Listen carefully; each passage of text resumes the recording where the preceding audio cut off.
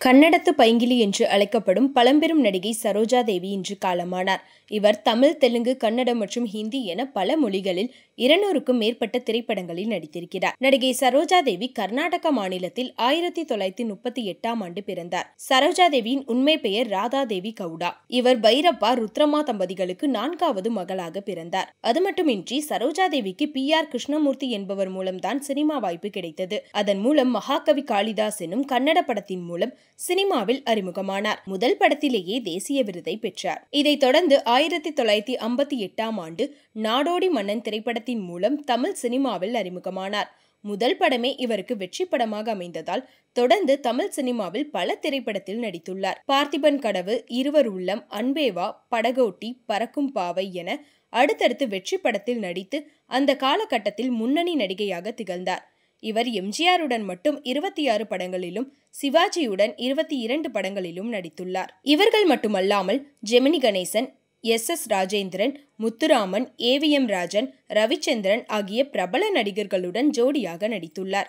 அதன் பிறகு தென்னிந்திய மொழிகள் அனைத்திலும் சரோஜா தேவி தொடாத உயரமே இல்லை என்றும் கூறலாம். இவரின் நாயகி அவதாரம் முடிந்ததும் குணச்சித்திர கதாபாத்திரங்களில் நடித்து அசத்தி வந்தார். இந்த நிலையில் ஒரு நடிகை என்றால் அவருக்கு ஒரு அடைமொழி பெயர் இருக்கும். ஆனால் சரோஜா தேவிக்கு மட்டும் தமிழ், தெலுங்கு, கன்னடம் மற்றும் ஹிந்தி என அனைத்து மொழிகளிலுமே அடைமொழி பெயர்கள் உண்டு.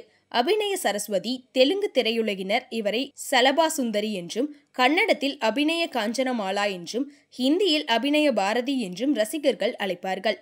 இவருக்கு பத்மஸ்ரீ, பத்மபூஷன் மற்றும் வாழ்நாள் சாதனையாளர் விருதுகளையும் பெற்றுள்ளார். அது மட்டுமின்றி தமிழ், கன்னட திரையுலகில் முதல் பெண் சூப்பர் ஸ்டார் என்றும் பெருமை பெற்றவர். நடிகை சரோஜா தேவி இந்திய அரசின் பத்மஸ்ரீ, பத்மபூஷன், வாழ்நாள் சாதனையாளர் விருது உள்ளிட்ட பல்வேறு மத்திய அரசின் விருதுகளையும் மாநில அரசுகளின் விருதுகளையும் அள்ளி குவித்தவர்.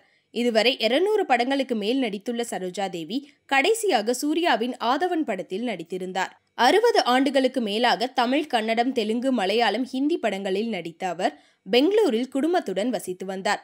கடந்த சில தினங்களாக வயது முதிர்வால் உடல்நலக் குறைவு காரணமாக அவதிப்பட்டு வந்தவர் இன்று காலமானார்.